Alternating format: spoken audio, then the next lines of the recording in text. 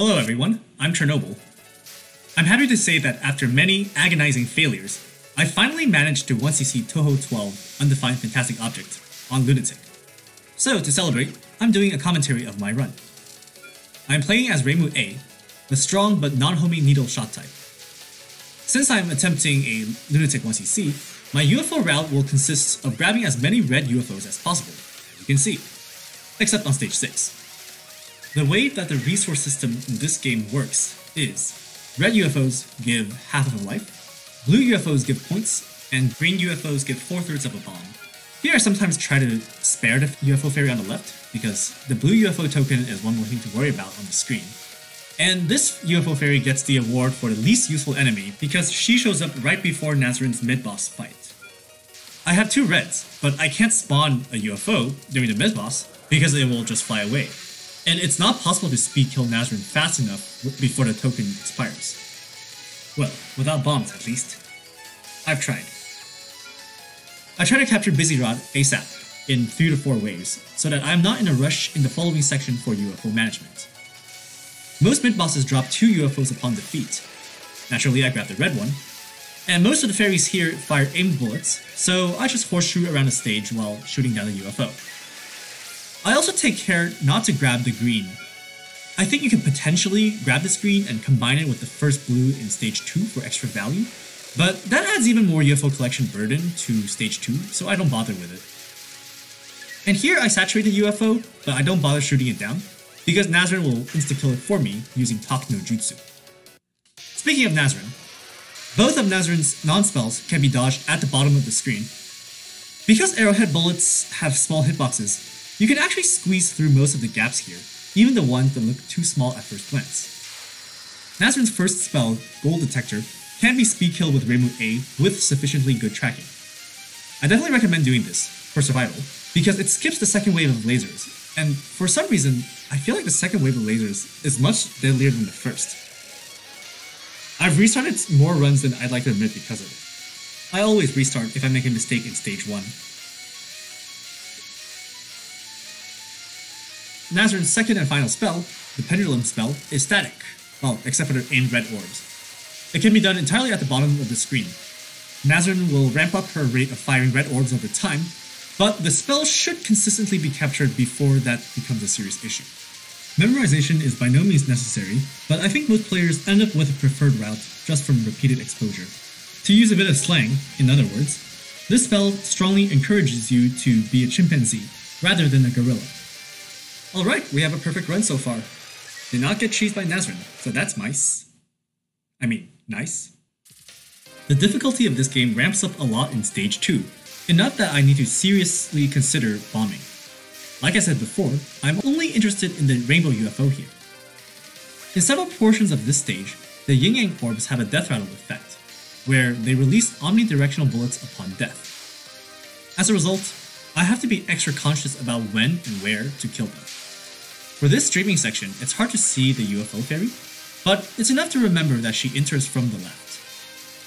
It's also helpful to remember that 4 yin-yang orbs will drop enough items to saturate a UFO, and if things ever go south, the safest way to prevent additional clutter is to stop shooting, at which point the yin-yang will simply follow you at a snail-like pace, but otherwise present no threat. Of course, the trade-off is that you don't get the power and point items they will drop. And again, the last UFO fairy here drops a token that goes to waste because Kogasa's mid-boss fight is about to happen. How rude.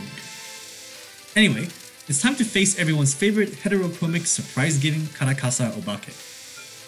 For this Kogasa spell, the only dangerous scenario to watch out for is when 2 rainbow waves overlap in a nasty way.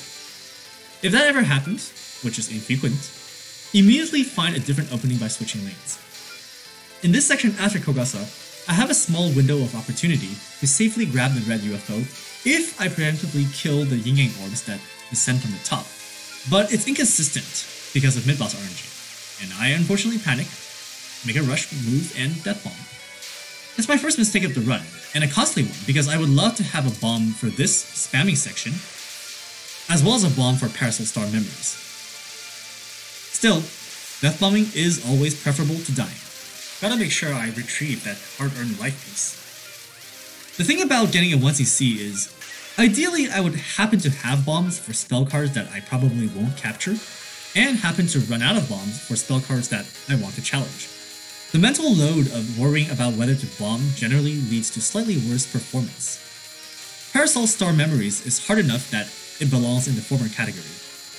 With no bombs, I give my best shot at capturing Parasol Star Memories against all odds, which involves rapidly reading which lanes are not being blocked.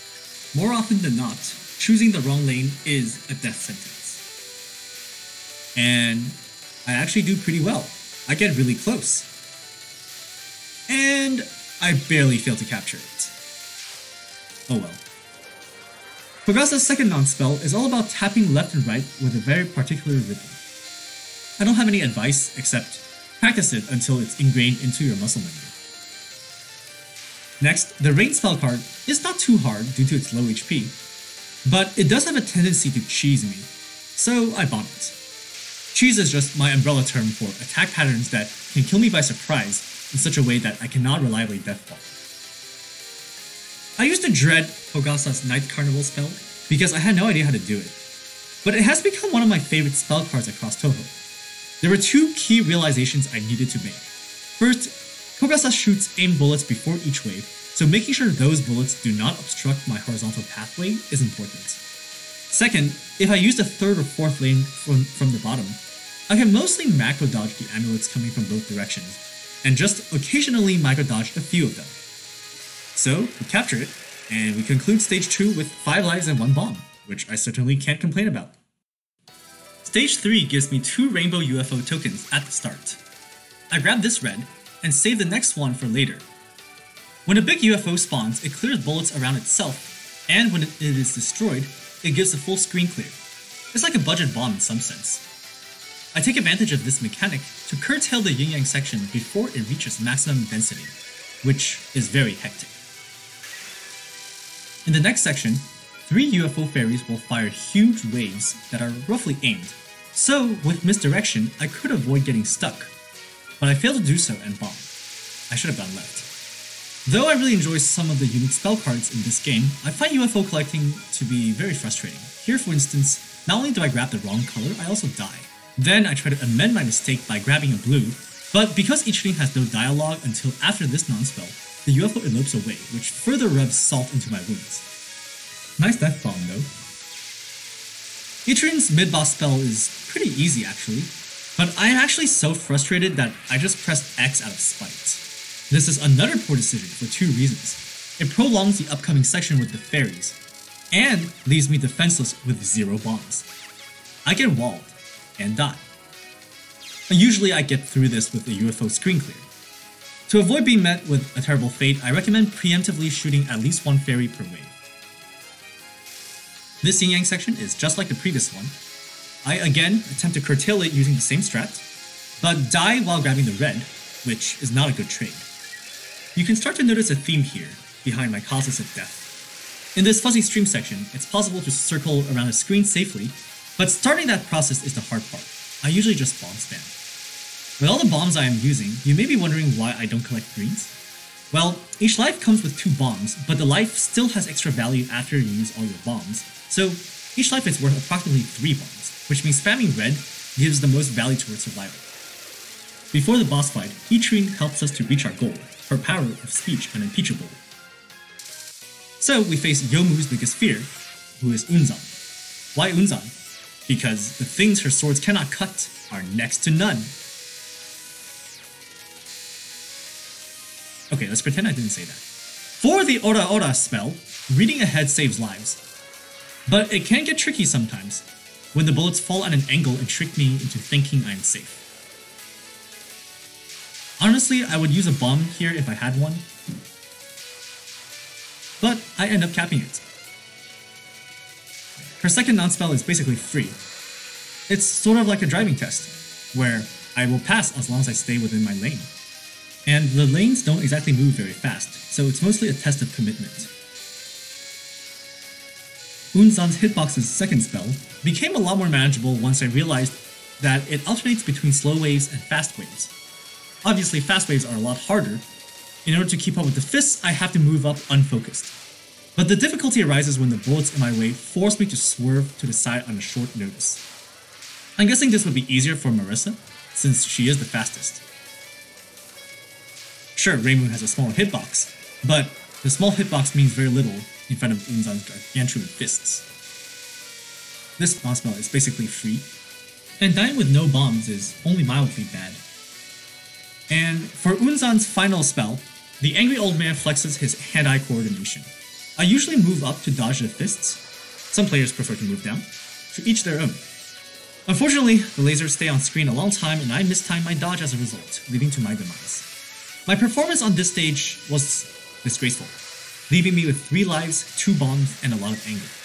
I'm sure the next stage will also leave me with a lot of anger. Stage 4 opens with an easy static pattern. I grab all the power that I can. Many people don't realize this, but part of what makes Touhou 12 so hard is that power is scarce. I only need to die 3 times to regress to my starting power. It's good to remember the colors of UFO tokens that these yin-yang orbs drop, which is green, blue, red, blue, as well as their locations.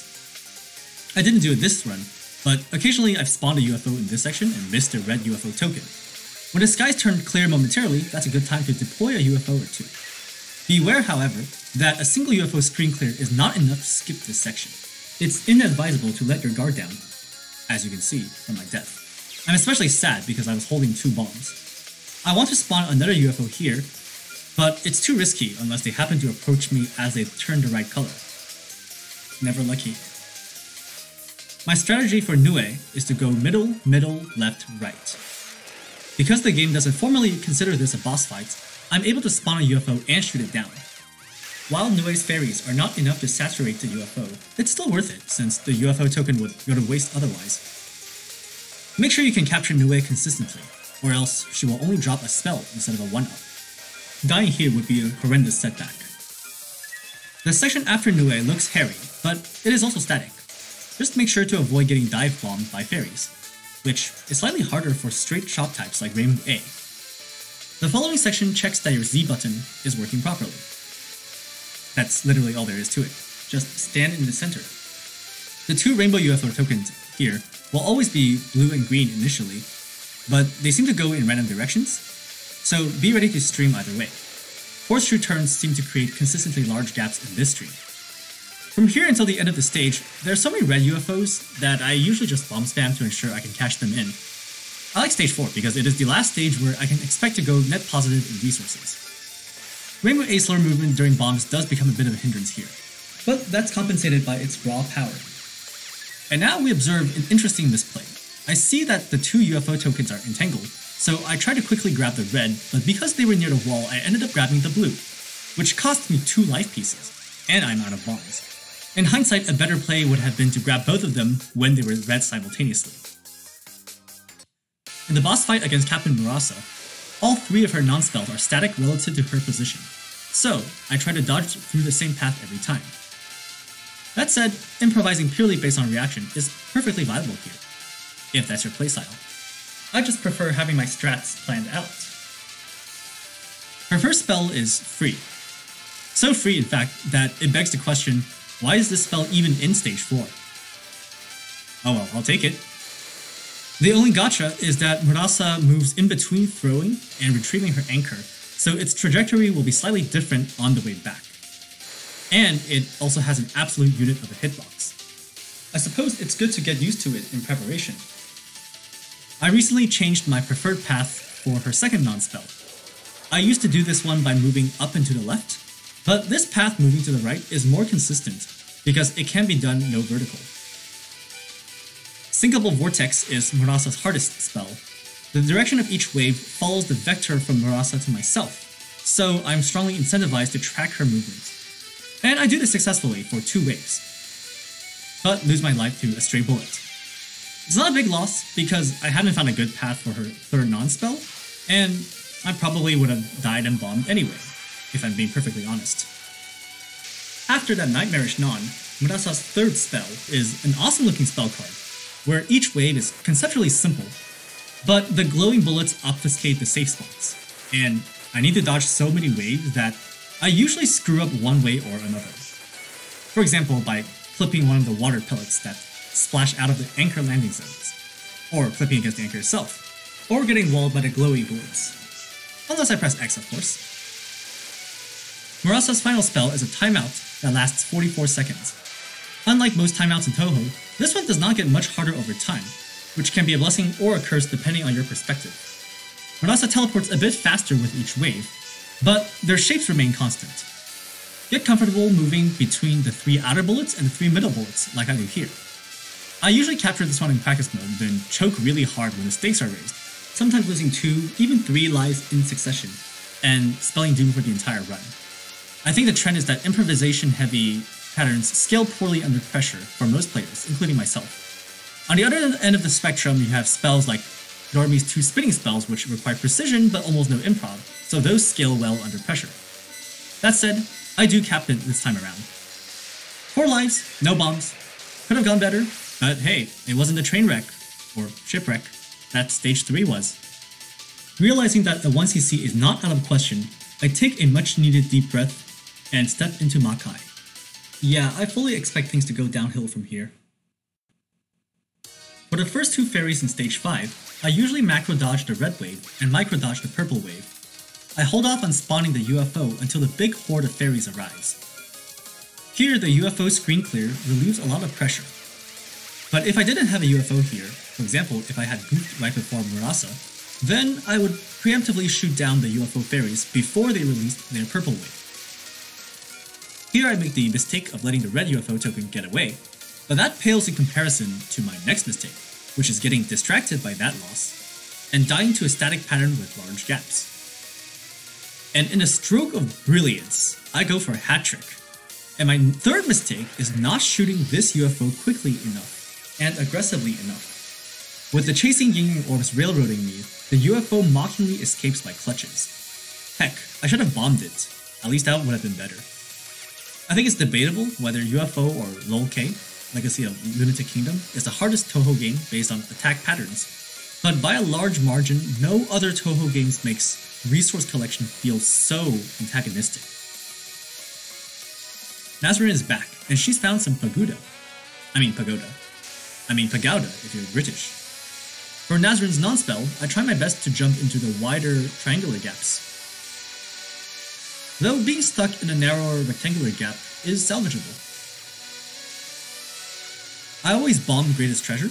It requires extremely intense omnidirectional reading, especially on the red waves, and besides, I want to get value out of the UFO fairies after Nazarene. These UFO fairies are similar to the ones at the start, but some of them drop blue and green UFO tokens, which I will need to watch out for. Luckily, the UFO screen clears trivializes 2 waves on my behalf. For the fireball section, I just bomb spam to spawn UFOs. I also grab a green on my way up by accident. You can make this a bit safer by standing close to either wall, where you will only need to dodge 1 set of fairies, but it may be hard to shoot down UFOs this way. I think it also helps to not be Rainbow A.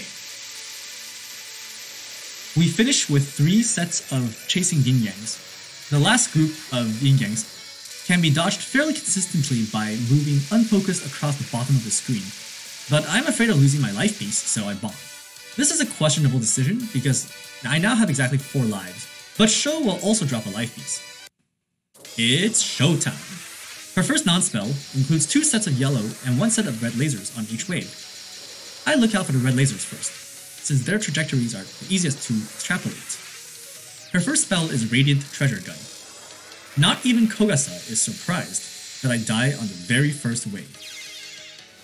Yeah, I always bomb this spell, but if you must capture it, avoid sticking to the bottom of the screen unless required.